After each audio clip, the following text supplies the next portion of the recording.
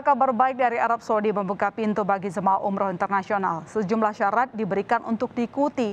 Bagaimana detailnya dan apakah calon jemaah umroh dari Indonesia bisa melaksanakan ibadah umroh nanti?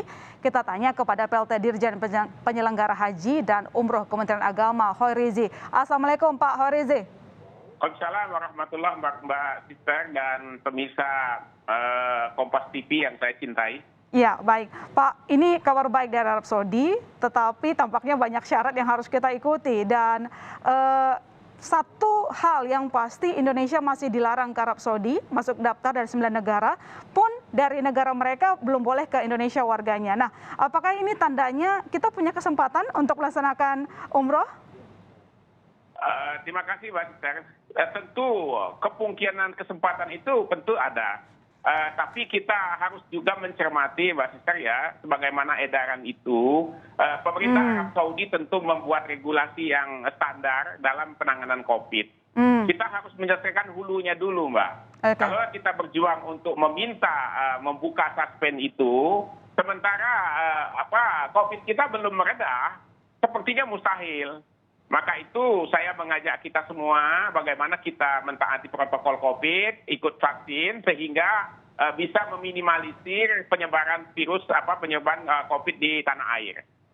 Satu sisi memang kita diminta bertanggung jawab atas diri kita sendiri, tapi betul. Begini Pak Hoirizi, apa nanti upaya lobi yang akan dan mungkin sudah dilakukan regulator agar Arab Saudi ya seperti permintaan Ampuri tadi ya mencabut regulasi pelarangan penerbangan langsung dari Indonesia ke Arab Saudi?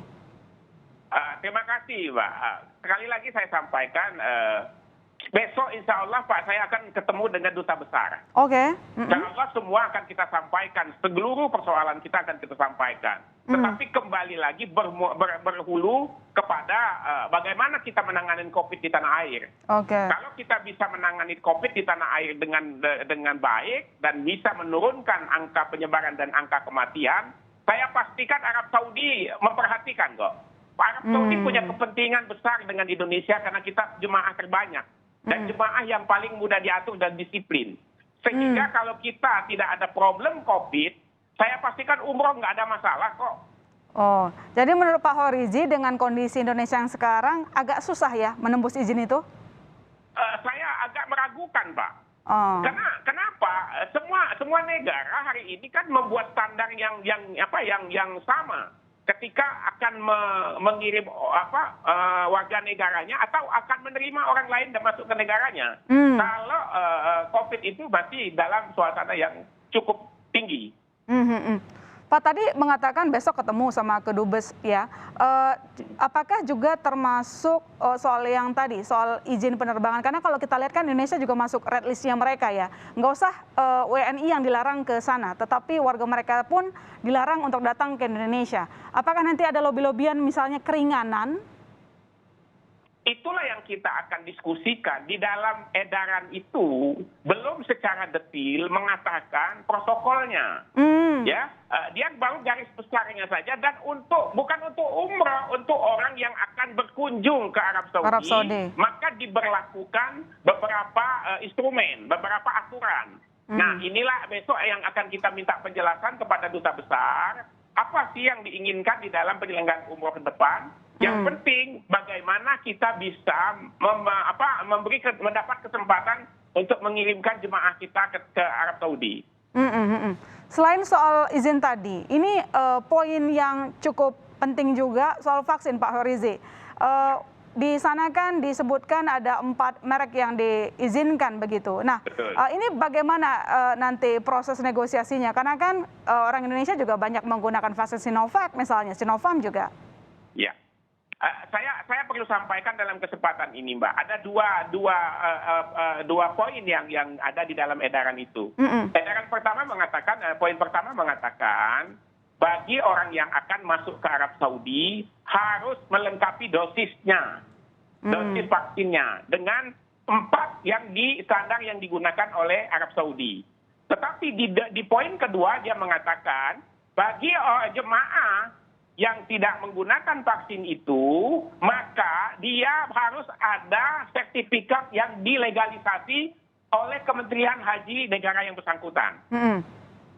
Oke, berarti saya ulangi lagi Pak, tadi Anda mengatakan besok akan bertemu dengan pihak sana. Cuman mungkin secara detail di sini yang masih diminta penjelasan detail soal regulasi ya, bukan sampai ke lobinya.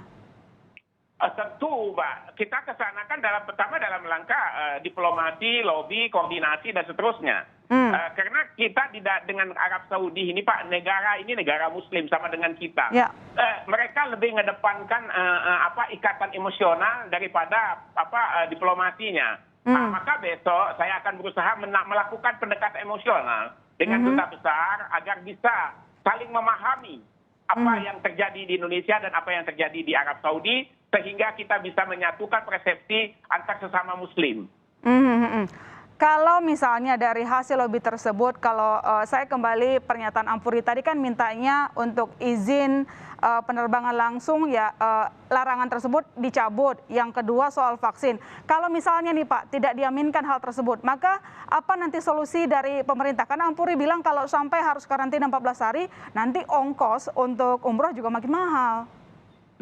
Itulah makanya Mbak, edaran itu harus kita diskusikan, harus kita komunikasi dengan kawan-kawan penyelenggara. Ya, di dalam edaran itu ada 3 poin yang penting harus kita sikapi. Poin pertama adalah tentang suspend, poin kedua adalah tentang vaksin, nah poin ketiga tentang protokol. Ketika kita bicara tentang protokol ini ada 2 hal yang harus kita perhatikan. Pertama adalah menyangkut biaya. Yang kedua adalah menyangkut lamanya perjalanan. Kalau nanti kita terpaksa melaksanakan karantina 14 hari, berarti kita berangkat umroh itu tidak kurang 37 hari. Hampir sama dengan haji berarti kan. Baik, kita tunggu nanti keputusannya Pak Horizi. Terima kasih telah menjelaskannya kepada Berita Utama. Selamat malam, sehat selalu. Terima kasih. Baik, selamat malam. Assalamualaikum. Waalaikumsalam.